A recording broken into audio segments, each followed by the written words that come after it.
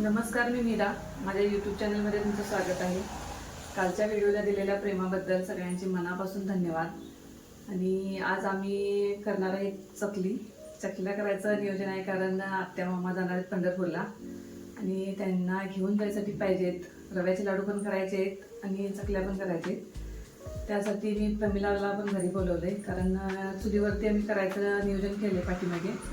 म्हणजे गॅस पण बचत होते आणि चुलीवर पण बसून पाठीमागे करता येते.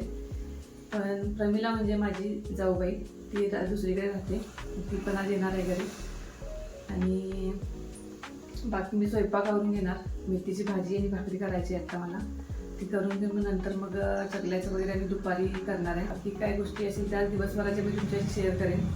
रव्याचे लाडू पण मला करायचे, पण आज जमलं तर वेळ मिळाला तर करेन, नाही तर मग उद्या पण करेन. ते तुमच्याशी मी शेअर करेन तो व्हिडिओ पण. ही फुटाण्याची डाळ मिक्सरला लावून घेणार मी.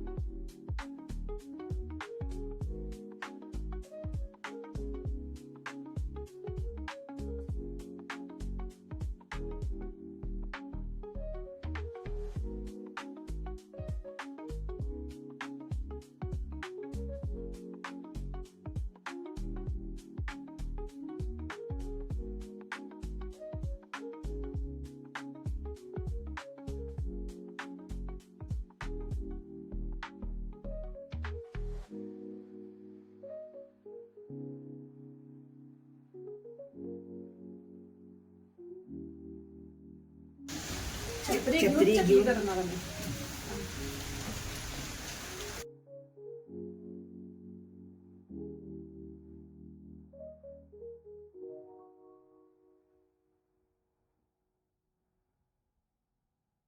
पाऊस नव्हता म्हणून आम्ही चुलीवर चकल्या करायसाठी आलोय. परत पाऊस चालू झालाय. आम्ही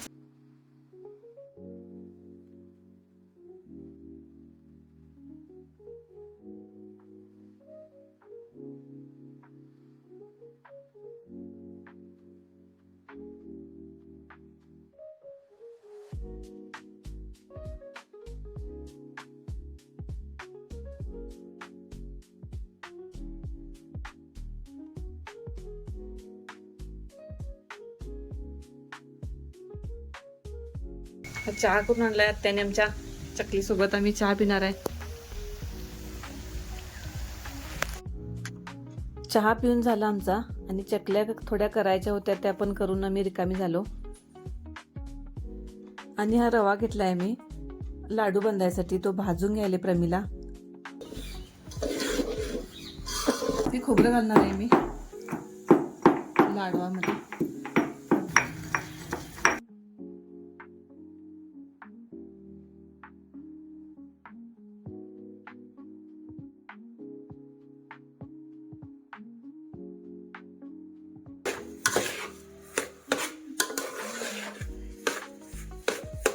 हे पाकासाठी पाणी घेतलंय मी, 1 ग्लास पाणी घातलंय.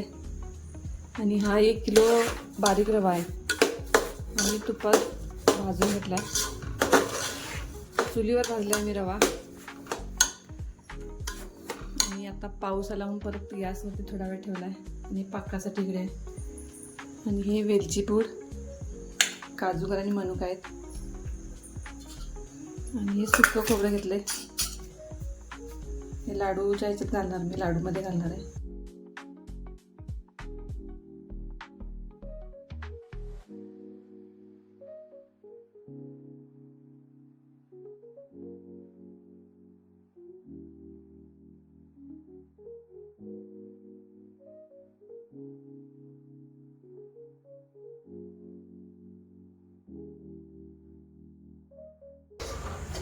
मगाशी आत्याने आमचे चहा करून दिलेले, चहा छान केलेला, मगाशी सांगायचं राहिलं. आणि आता रव्याचे लाडू करायला मी. प्रमिला रवा भाजलाय पाठीमागे, पण पाऊस आला म्हणून परत आणि आता इथे थोडा वेळ भाजलाय आणि हा पाक करून घ्यायला मी.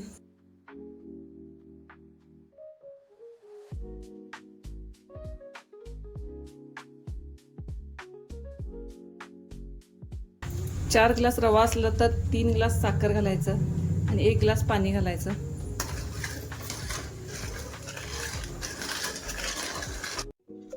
हा एक तरी पाक करून घ्यायचा आहे आपल्याला, जास्त कडक बनवायचं नाही आहे. पाकाला एक उकळी आली की गॅस लगेच बंद करायचा आणि आपण जो भाजून घेतलाय रवा तो त्याच्यात घालायचा आणि ते चांगलं मिक्स करून घ्यायचं सगळं.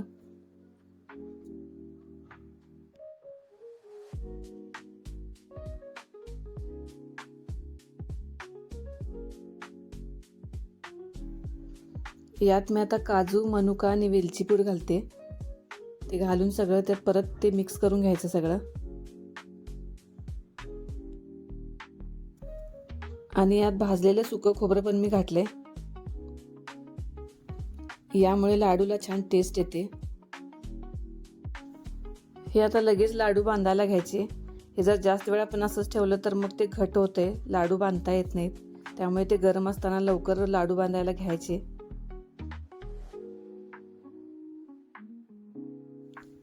हे परत एकदा मी मिक्स करून घेतलं सगळं आणि लाडू बांधायला घेतले.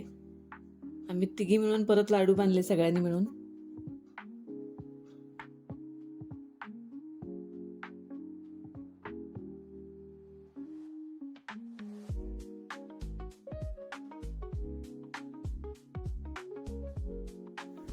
तुम्ही बघू शकताय लाडू किती मस्त झालेत. अगदी छान झाले होते लाडू. आम्ही सगळ्यांनी मिळून पटपट ते बांधून घेतले सगळे. हे बघा किती छान झाले लाडू.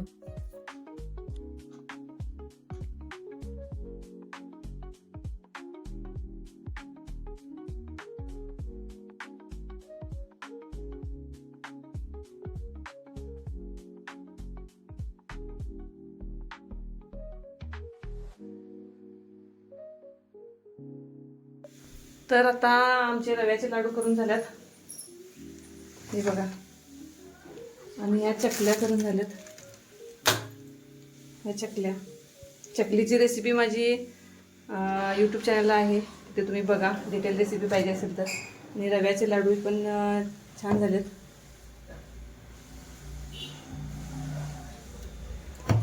आत्या आमच्या आणि मामा पंढरपूरला जाणार आहेत, त्यांची तयारी चालू आहे. आता आमचे लाडू पण करून झालेत. आता हा मुलगा खाऊन बघणार आहे कसे झालेत सांग. छान झालं. आणि आमचं भडंग अजून करायचं आहे चिरमुऱ्यांचा, ते तेवढं राहिले. मी दोघी प्रमिला पण आलेली, सगळी मिळून केलंय सगळं. आत्याने पण मदत केली. आणि आत्यांच्या किती वर्ष तुम्ही वारी करताय हो? पायी वारी किती वर्ष केल्या? 9 वर्ष. 9 वर्ष पायी वारी केल्यात त्यांनी. एक महिना चालत जायचं. खूप आवड. आळंदी ते पंढरपूर भरपूर त्यांची म्हणजे इच्छा भरपूर त्यांची असते जायचं, प्रत्येक वेळी जायचं. पण आता त्यांच्या तब्येतीच्या ह्याच्यामुळे जायचं होत नाही तेवढे दिवस, त्यामुळे 8 दिवस जातात पंढरपूरला. आणि ती तयारी फराळाची आम्ही केली आज. आणि अजून थोडी करायची आहे, ती पण करणार.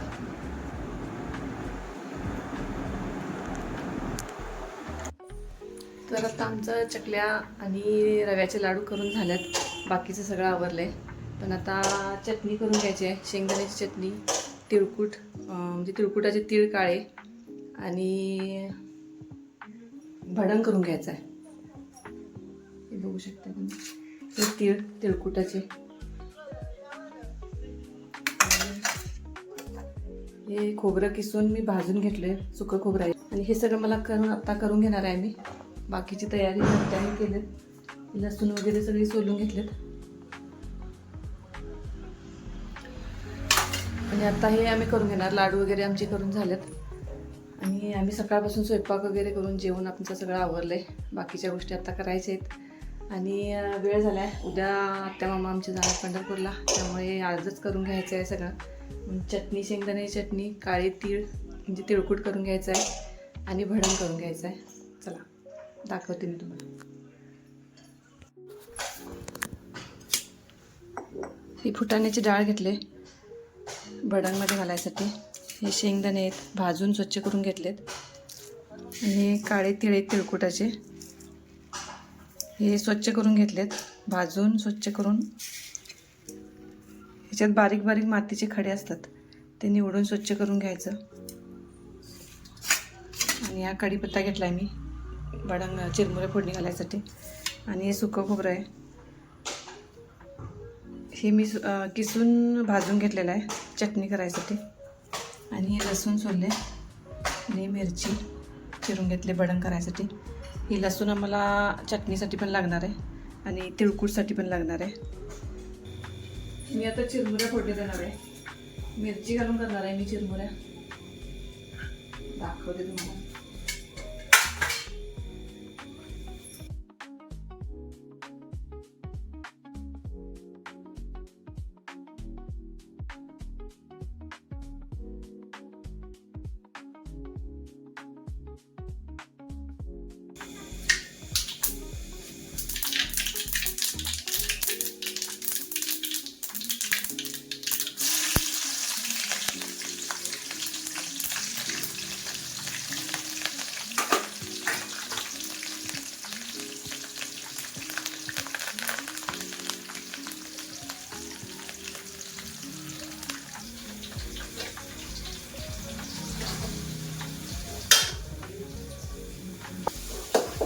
मी आधी मिरची घातले, कढीपत्ता मिरची आणि नंतर लसूण घातले.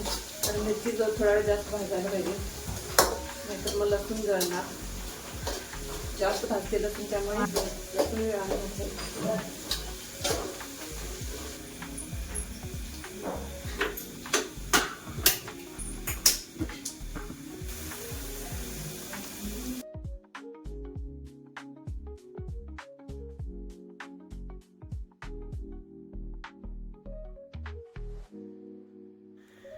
मी इकडे भडंग करून घेतला, तोपर्यंत आत्याने तिळकुटाचे तीळ भाजून घेतले.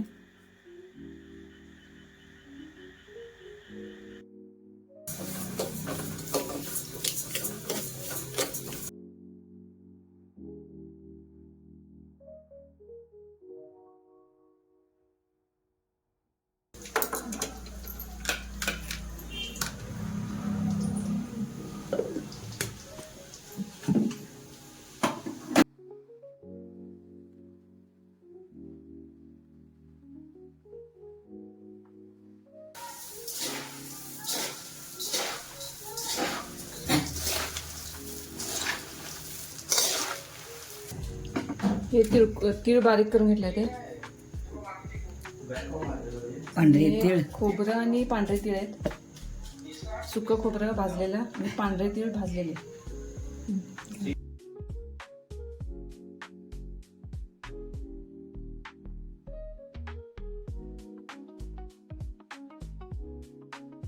याच्यात शेंगदाणे, खोबरं, लसूण, पांढरे तीळ हे सगळं घालून मिक्सरला लावून मग तिखट मीठ घातलं. तिखट मीठ हळद सगळं घातलं याच्यात. हे तिळकुट तयार आहे. खोबऱ्याची आणि शेंगदाण्याची चटणी अजून करायची आहे. आणि या चिरमुऱ्या झाल्यात करून भडंग.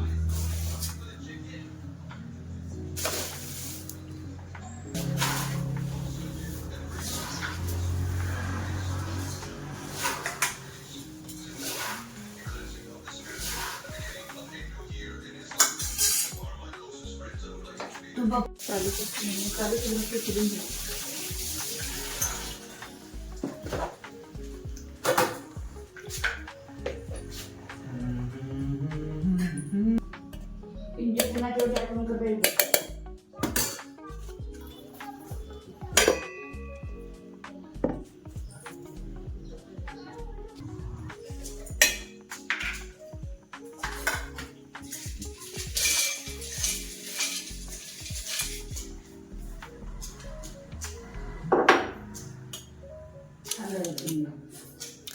आणि 4 मिरच्या टाकायच्या.